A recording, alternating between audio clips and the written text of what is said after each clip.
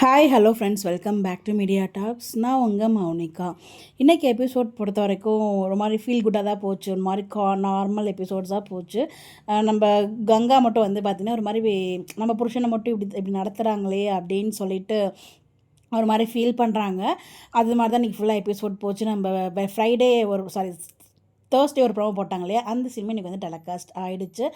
But episode telecast இன்னும் ஆகலை. Episode promo வந்துச்சு. நமக்கு சண்டே ஒரு ப்ரோமோ ரிலீஸ் பண்ணாங்களே, அது இன்னும் டெலகாஸ்ட் ஆகலை. மேபி நாளைக்கு மார்னிங் அது டெலகாஸ்ட் ஆகிறதுக்கு ஹைலி சான்சஸ் இருக்குது. இன்னொரு பக்கம் வந்து பார்த்திங்கன்னா இன்றைக்கி எப்படி இருந்துச்சுன்னா, ஒரு பக்கம் தாத்தா பாட்டி வந்து அதாவது அவங்களை கஷ்டப்படுத்தாமல் நார்மலாக ஸ்மூத்தாக பேசி வந்து அமுச்சு விட்டுறாங்க. ஸோ கொஞ்ச நாளைக்கு இப்படியே டீசெண்டாக வந்து சொல்லிட்டாரு, வெளியே வந்ததாகவே இருக்கட்டும், நான் காவேரிக்காக வெளியே வந்திருக்கேன். ஸோ கொஞ்ச நாள் இவங்க கூட இவங்க ஃபேமிலியில் இருந்து காவேரியோட கடமையை என் கடமையை நினச்சி நான் பண்ணணும். ஸோ அதனால் வந்து கொஞ்ச நாள் இப்படி இருந்துக்கிறேன் அப்படிங்கிறத சொல்லிட்டாங்க. ஆஃபீஸை நீங்கள் பார்த்துக்கோங்க, நீங்கள் போயிட்டு ஜஸ்ட் இருந்தால் மட்டும் போதும், அது பாட்டு எந்த பிரச்சனை இல்லாமல் கேஷுவலாக மூவ் ஆகும். பர்மனெண்ட்டாக இப்படியே போக போகிறது இல்லையா, ஸோ டெம்பரரி தானே, ஸோ அதெல்லாம் பிரச்சனை எதுவும் இல்லை, நான் பார்த்துக்கிறேன் அப்படிங்கிற மாதிரி சொல்லிட்டு இருக்காரு. இன்னொரு பக்கம் நம்ம சொன்ன மாதிரியே விஜய் வந்து பார்த்திங்கன்னா அப்பள பிஸ்னஸ்லாம் பண்ண மாட்டார்னு நம்ம சொன்னோம். அதே மாதிரி அவர் வந்து பார்த்திங்கன்னா ஒரு 30K சம்திங் வந்து பார்த்திங்கன்னா அவர் வந்து ஜாப் வந்து 3 வேகன்சிஸ் இருக்குது அப்படிங்கிற மாதிரி டிஸ்கஸ் பண்ணிகிட்டு இருக்காரு. காவேரி ரொம்பவே ஃபீல் பண்ணுறாங்க. ஒரு பெரிய ஒரு மிகப்பெரிய ஒரு கம்பெனியில் பிஸ்னஸ் மேனாக இருந்து எம்டியாக இருந்தவர் இப்போ வந்து இன்னொரு கம்பெனிக்கு அது 30K வேலைக்கு போகிறான்னு சொல்லும்போது அதெல்லாம் வேண்டாங்க, நீங்கள் வந்து உங்கள் கம்பெனியில் திருப்பி நீங்கள் பிஸ்னஸ் போங்க, வீடுக்கெலாம் கூட போக தேவையில்ல, பிஸ்னஸ் மட்டும் பாருங்கள் அப்படிங்கிற மாதிரி சொல்கிறாங்க.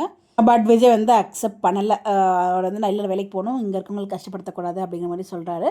அதே மாதிரி சாப்பிட்றதுக்கு உட்காரும்போது கீழே உட்காரு, இல்லை நீங்கள் சேர்லேயே உட்காருங்க, அதாவது நீங்கள் வந்து என்னோட எங்கள் வீட்டில் நீங்கள் எப்படி குமாரன் உங்கள் வீட்டு பிள்ளையாக ட்ரீட் பண்ணுறீங்களோ அப்படியே ட்ரீட் பண்ணுங்கள் என்ன அப்படிங்கிற மாதிரி சொல்கிறாரு. பட் வந்து பார்த்திங்கன்னா அந்த இடத்துல நம்ம குமரனுக்கு வந்து மட்டன் பிடிக்கும், மட்டன் வாங்கலாம் அப்படிங்கிற மாதிரி சொல்கிறாங்க. பட் இல்லை காவேரிகிட்ட ஃபஸ்ட்டு கேட்கும்போது வேண்டான்னு சொல்லிடுறாங்களா, ஸோ அதனால் வந்து பார்த்தீங்கன்னா சட்னியே வச்சுக்கலாம், மத்தியானத்துக்கு வேணால் நம்ம வந்து மட்டன் வாங்கிக்கலாம் அப்படிங்கிற மாதிரி சொல்கிறாங்க. உடனே நம்ம காவேரியை கங்கா ஃபேஸை பார்த்துட்டு இல்லைம்மா மட்டனே கூட வாங்க வாங்கிக்கலாமா அப்படிங்கிற மாதிரி சொல்கிறாங்க. இல்லடி காவேரி பரவாயில்ல பார்த்துக்கலாம், மத்தியானம் வச்சுக்கலாம் அப்படிங்கிற மாதிரி மீன்ஸ் ஒரு பக்கம் ஆறாங்க. பட் ஆனால் இருந்தாலும் அவங்களுக்குள்ள நம்ம வீட்டுக்காரர் மட்டும் இப்படி தாழ்வாக பேசுகிறாங்களே, ஒரு மாதிரி விஜய் கொடுக்குற இம்பார்ட்டன்ஸ் நம்ம குமரனுக்கு தரலையே அப்படிங்கிற மாதிரி வந்து ஃபீல் பண்ணுறாங்க காவேரி.